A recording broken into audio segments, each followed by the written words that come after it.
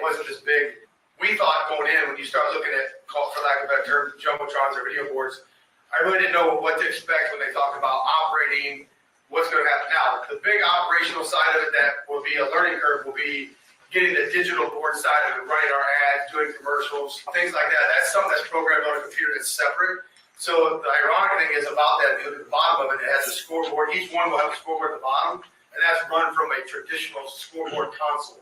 So if you just want to have a game, anybody that's run your clocks before can run that because it's a traditional scoreboard console. All the fun stuff and the perks and the really cool adaptations will happen on the computer that's over here. And that will usually happen leading up to the event. And then you just kind of hit play and it kind of rolls through the things. And then you just click buttons if you want a different ad or something come up at a certain time. According to Keppel, the boards would have both a video board and a scoreboard. Pretty much you're looking at apples to apples. I really wanted them to be on a fair level playing field, let both companies know what we were looking for. We gave them the rough dimensions. Each one is, I'm going to say, roughly 15 or 16 feet by 30 feet video board with a scoreboard underneath it. They both come with play clocks, which we have to have, and the play clocks also have the time on that, which would be an added difference than what we have now. You have to have play clocks in football. I guess you don't have to, but almost everybody has them now, so yes, so technically you kind of have to have them. The OES one, which really kind of stands out, is the one, it's an 8mm. What that means is, as long as you're within further away than 800 feet, you will not see any pixelization. The other one is that the Nevco one is only a 10mm. So the OES one is a quote-unquote better brand, better version of a TV screen. We can literally, anything that hooks up to an HDMI cord, you can play through that screen. And so if you wanted to have movie night on the turf, if you want to have any other kind of things going on out there, all you get is plug in an HDMI cord. Our gaming group could play video games on that if they wanted to in the evenings. You can watch movies. We can do live track time where the track timing comes up as they cross the finish line. Superintendent Drew Goebel reminds, for those who may be critical of more projects for athletic facilities, the district has invested a great deal at the schools in recent years. I do want to, well, you can stand up there. So both scoreboards are expensive, just elephant in the room. But I've talked to Jerry and I've talked to Matt about this. So in the last probably 4 or 5 years, this is going to come out of operations and maintenance fund. You know, everything from getting our air conditioning and heating fixed at the high school, getting the mason work at the junior high, flooring at the junior high, greenhouse, asphalt, sidewalks. Front doors at the high school, the handicap accessible doors on the west side of the high school, and the Board of Education approved the bid for OES at roughly $339,000. Piatt County has seen a troubling spike in fatal road accidents in recent weeks, prompting Sheriff Mark Vogelzang to call for greater caution among drivers.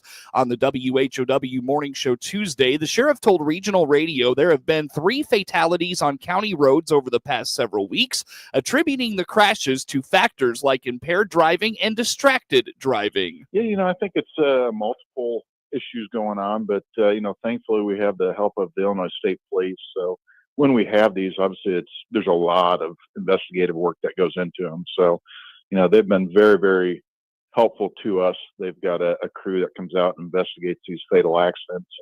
They use their drone, their accident reconstructionists. So it's helpful. We're waiting for some of these results to come back in, but I think it's a combination of speed, distracted driving, some impairment issues that are going on. Sheriff Vogelzang implores drivers to slow down and be careful. Impaired driving continues to be an issue. Law enforcement encounters. For years now, we've been trying to drive that point home, but people still do it. And unfortunately, it's led to some fatal accidents and affected a lot of people. Obviously it affects people differently, but how long does it stay in your system, and how long is that impairment going to last for you before you start driving? So better safe than sorry. Distracted driving, particularly from cell phone use, is another growing concern. With new campaigns promoting device-free driving, Sheriff Vogelzang stresses even a momentary glance at a phone can lead to tragedy, and the spring planting season is adding further risks as slow-moving farm implements like tractors and planters crowd rural roads. Get news anytime at DeWittDailyNews.com. Shane here from Highway 51 Exchange, just south of Clinton. Let us service your lawn and garden equipment for spring with our quick turnaround and service specials for free pickup and delivery. Click our icon on DeWittDailyNews.com for details. DeWittDailyNews.com is the area's leading local news source 24 hours a day, 7 days a week. Get the latest local news, obituaries, police splatter, weather forecast, and more with no paywall. Head to DeWittDailyNews.com to get the local information you need to know. Code BALANCE. With SRN Sports, I'm George Williams. NBA playoff action. First up, the Lakers defeating the Timberwolves 94-85 last night to even their series at a game apiece. Anthony Edwards of the Timberwolves was fined $50,000 for a Game 1 incident.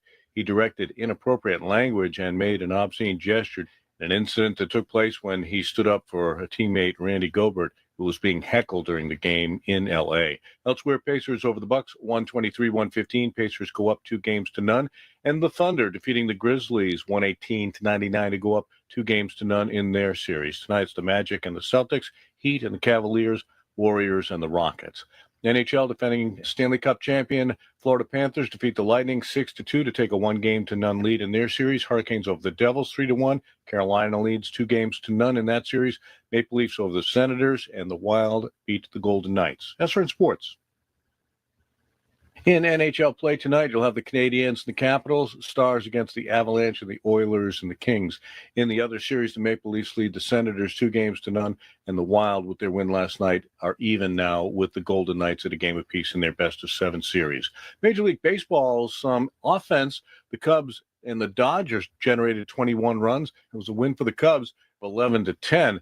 Brewers defeat the Giants 11-3. Cardinals over the Braves 11-4. Pirates beat the Angels 9-3. Red Sox over the Mariners 8-3. Rangers beat the Athletics 8-5. Padres shut the Tigers out 2-0. Nationals were 7-0 winners over the Orioles in a Beltway battle. Guardians over the Yankees 3-2. In 11, Royals beat the Rockies. Marlins over the Reds 4-3. White Sox and Twins, with the Twins winning 4-2. You had the Mets defeating the Phillies 5-1. Astros over the Blue Jays 5-1. Rays beat the Diamondbacks 5-1. This is SRN Sports. Time now for a look at sports. I'm Seth Lawrence with this report.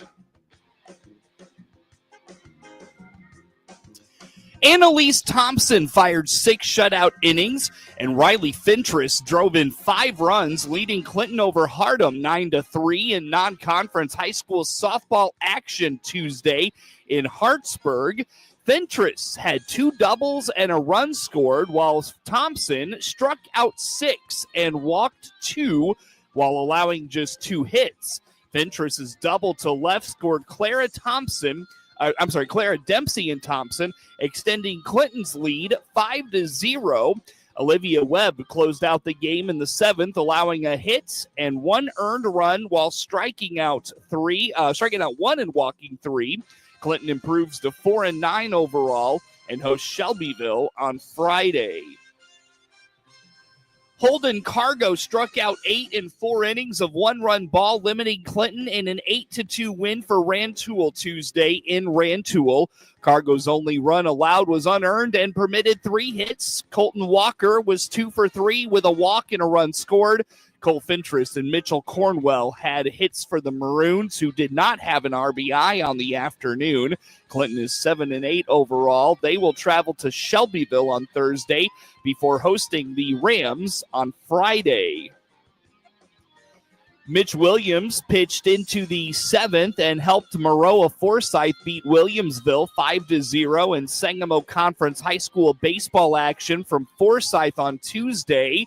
Williams pitched 6 1/3 innings of shutout ball with 4 strikeouts and 3 walks. The senior permitted 4 hits. Ace Giles struck out 2 of the last 3 batters he faced, also issuing a walk. The Trojans' offense came alive in the 2nd and 3rd innings, scoring 4 of their 5 runs. In the bottom of the third, a wild pitch allowed Grady Rose to score, followed by an RBI single from Camden Trendler that brought in Tate Brendenberg. A fielder's choice later in the inning resulted in Williams scoring, pushing the Trojans' lead to 4-0. Maroa Forsyth bounced back from a 12-3 loss to Monticello on Monday. The Trojans are 9-4 overall and 3-0 in the Sangamo. They will host Leroy this afternoon. Hayworth used a 3-run fifth inning to double up Mount Pulaski 4-2 in non-conference high school baseball action on Tuesday from Hayworth. Boston Cats single brought in 2 runners in the decisive fifth for the Hornets. Luke Martin had a double among his 2 hits and an RBI for the Hilltoppers, who were limited offensively. Carter Brooks fired 4 1/3 innings of 2-run ball. 1 was earned for Hayworth. The junior struck out 7, walked 2, and allowed 4 hits. Braden Lesh went 2 2/3 scoreless innings of relief with 4 strikeouts for Hayworth. Eric Cooper permitted 4 runs over 4 1/3 innings for Mount Pulaski. Just 1 run was earned. He struck out 2, walked 2, and allowed 5 hits. The Hilltoppers dropped to 11-3 overall. They host Illini Bluffs in Tomahawk Conference action on Thursday. Hayworth improves to 10-8. Ashton Corley homered among 11 hits for Lincoln as they rolled Springfield Lanphier 15-0 in a run rule Central State 8 conference win on senior day at Lincoln High School. Corley added a triple while driving in 2. Kyle Keeler, Jaden Gully, and Brady Miller had doubles for the Rail Splitters. Parker Grau fired 4 innings of no-hit ball, while with 5 strikeouts and 2 walks. Lincoln improves to 6-11 overall. They host Normal U-High today. Elisa Armstrong fired a complete game shutout, leading Argenta Oriena over Champaign St. Thomas More 10-0 in non-conference high school softball action from Champaign. In her 5 innings, Armstrong allowed just 2 hits and issued a walk. She struck out 7. Grace Manning and Piper Jones each contributed 2 hits and 2 RBIs. Angelina Madrigal chipped in with 2 runs and a hit. Argenta Oriena goes to 8-9 overall. They will host Toledo Cumberland in Lincoln Prairie Conference action on Thursday. Williamsville took down Maroa Forsyth 8-1 in Sangamo Conference high school softball action Tuesday in Williamsville.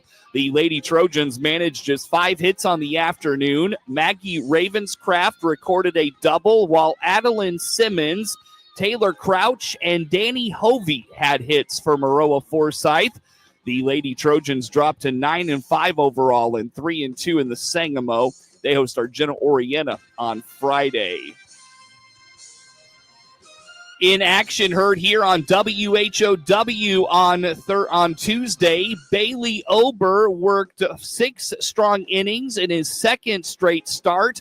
Trevor Larnick hit a 2-run homer, and Byron Buxton made a diving catch to end the game, sealing the Twins' 4-2 win over the White Sox on Tuesday. Unlucky number 13 for the White Sox in Minnesota. A horrendously bad call by the umps cost the Southsiders a run early. Despite the fact that a valiant comeback effort was in progress, it was thwarted by the gold glove of Byron Buxton in center field. A swing and a drive, well hit, deep right center. Buxton makes a catch, a diving catch on the warning track. A literal game-saving, game-ending catch. Benintendi's out had an expected batting average of .580. I'm Jeff Meller, and I'll have your pregame coverage for game number 2 of 3, Wednesday, starting at 6 p.m. on ESPN 1000 Hard Rock Casino White Sox Network. And the Sox return to the WHOW airwaves on tonight. Illinois exploded for 20 hits at the plate in a 19-8 run rule win in 7 innings over Indiana State in Terre Haute on Tuesday. Drake Westcott had a monster performance at the dish with 2 home runs, 6 RBIs, and scored 3 runs. Westcott, in his 4-for-4 effort, recorded his 40th home run of his career at Illinois, which matches Sean Mulligan from 1989 through 1991 for the second most all-time in program history. Jack Zebig was 3-for-4, Colin Jennings 3-for-5, and Cameron Chi-Aloy went 3-for-6, while 6 batters posted multi-hit games. Evan Clark got the victory in a bullpen day for Illinois. Mitch Dye turned in a scoreless outing of relief with an inning and 2/3, allowing just a hit and struck out 3. Reed Gannon tossed 1 2/3 shutout frames to finish the ball game, yielding just 1 hit and punching out 1. The Sycamores went up 3-0 for the first time and kept Illinois off the board through 3 innings. But Illinois broke it open in the 4th with 7 runs. Zebig started the scoring with an RBI double. Kyle Shutman followed with an RBI single, and Westcott cleared the bases with his towering 3-run shot, the 39th of his Illini career, and Jennings capped the frame with a 2-run double. Indiana State got 2 more in the bottom of the 4th to cut it to 7-5, but again, Illinois responded with an 8-run spot in the 5th to take a commanding 15-5 lead. Colton Quagliano had an RBI when he was hit by a pitch with the bases loaded. Will Johannes and Nick Groves kept the line moving with RBI singles. Chi-Aloy and Vitance Valensuis drew walks with the bases loaded, and Shutman tallied 2 RBIs with a base hit. Westcott picked up RBIs 4 and 5 with a single to extend Illinois' second straight big inning. The Sycamores got 3 more in the home half of the 5th, but again, Illinois got those back when Jennings drove in a run with a ground out, and Illinois added 3 more in the 7th with a 2-run shot from Westcott, and a Quagliano scoring on a wild pitch made the score 19-8. Illinois returns to Illinois Field for Big Ten play on Friday when they host Purdue for a 3-game set. The Friday opener is at 6 o'clock. Nolan Gorman hit a tie-breaking 3-run double in the 8th inning, and the St. Louis Cardinals snapped a 5-game losing streak with a 10-4 win over the Braves Tuesday night. Lars Nootbaar was 2-for-5 with a home run, 3 RBIs, and 2 runs scored for the Cardinals, who improved to 2-10 on the road this season. Atlanta native Victor Scott II was 3-for-4 with 3 runs scored. Stephen Matz picked up the win with 2 2/3 innings of scoreless relief. The Cardinals scored 3 runs in the 8th and tacked on 3 more in the 9th to put it out of reach. Sean Murphy and Matt Olson hit homers for the Braves, who had won 4 straight. Enyel De Los Santos gave up 3 runs on 2 hits and 2 walks in the 8th to take the loss. The Braves were forced to go to a bullpen game when Spencer Strider went on the 15-day injured list after he injured his hamstring playing catch before Monday's game. Opener Scott Blewett gave up 2 runs in 3 innings. With light rain falling, Cardinals first baseman Wilson Contreras drew a 9-pitch, 2-out walk off De Los Santos prior to Gorman's 3-run double in the 8th, tossing his bat in the air after ball 4 in celebration. Blewett had already pitched for 3 teams this season, making 2 appearances with the Twins and 2 with the Orioles. This was the first start of his big league career. Braves right-hander Bryce Elder will wrap up the 3-game set against Miles Michaelis today. Ian Happ hit a game-ending RBI single in the 10th as the Cubs outlasted the Dodgers for a wild 11-10 victory Tuesday night. The Cubs were down to their last out in the 9th when Miguel Amaya hit a solo homer off Tanner Scott that landed in the basket in center field, sending a charge through the crowd of over 36,000 at Wrigley Field. After Porter Hodge escaped a jam in the top of the 10th, Ian Happ grounded the first pitch from Noah Davis to right field. Vidal Brujan scored easily from second as the Cubs poured out of the dugout to celebrate. Kyle Tucker and Pete Crow Armstrong homered as Chicago improved to 3-1 on an 8-game homestand.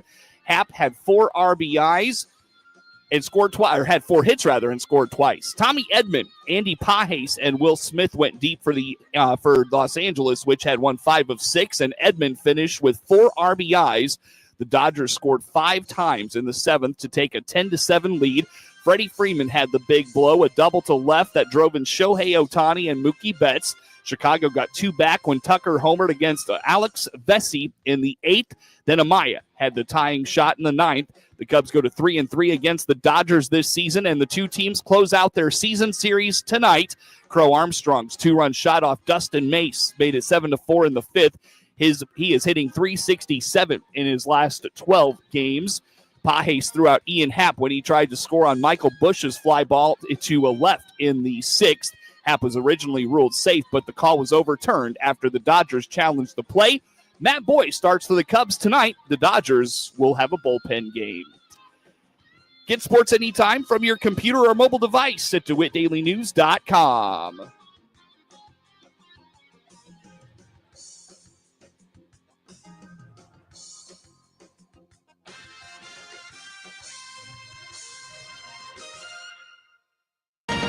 SRN News, I'm Rich Thomason in Washington.